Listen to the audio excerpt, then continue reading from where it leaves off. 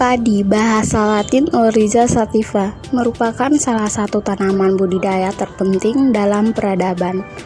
Meskipun terutama mengacu pada jenis tanaman budidaya, padi juga digunakan untuk mengacu pada beberapa jenis dari marga atau genus yang sama, yang biasa disebut sebagai padi liar. Ciri-ciri padi. Padi termasuk dalam suku padi-padian atau Poaceae.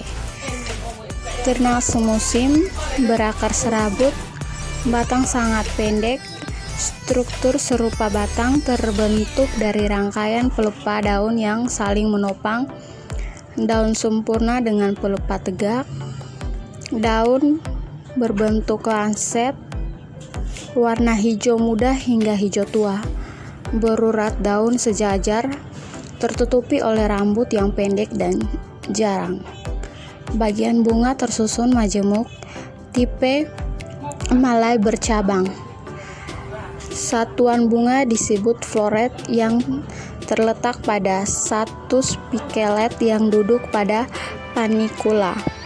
Tipe buah bulir atau karyopsis yang tidak dapat dibedakan mana buah dan bijinya. Bentuk hampir bulat hingga melonjong. Ukuran 3 mm hingga 15 mm. Tertutup oleh palea dan lemma yang dalam bahasa sehari-hari disebut sekam. Struktur dominan padi yang biasa dikonsumsi yaitu endospermium.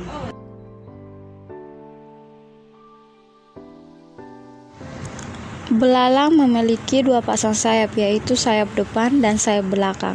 Sayap depan tebal dan permukaan luarnya halus yang mengandung zat tanduk sehingga disebut elytra. Sedangkan sayap belakang tipis seperti selaput. Apabila istirahat, elytra seolah-olah terbagi menjadi dua, terbelah tepat di tengah-tengah bagian dorsal.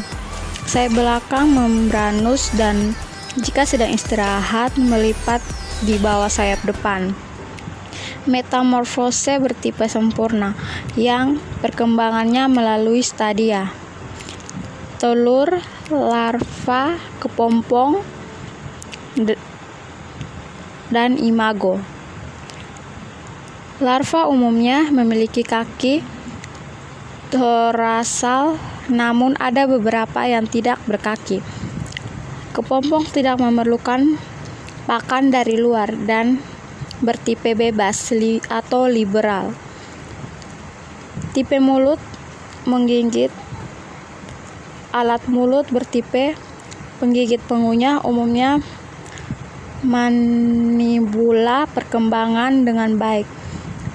Pada beberapa jenis khususnya dari suku Curculionidae, alat mulutnya terbentuk pada moncong yang terbentuk di depan kepala. Hama ini biasanya memakan organ tumbuhan seperti daun, batang, dan lain-lain.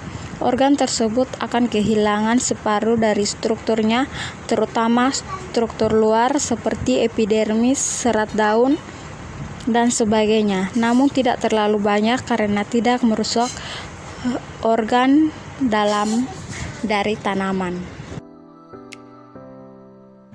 Kepik hijau biasanya merusak tanaman padi ataupun tanaman yang lain dengan cara mengisap bulir atau polong tanaman yang masih muda, sehingga bulir atau polong nantinya akan menjadi hampa dan berwarna kehitaman, dan lama-kelamaan bulir akan membusuk. Gejala yang ditunjukkan jika tanaman padi terserang hama kepik.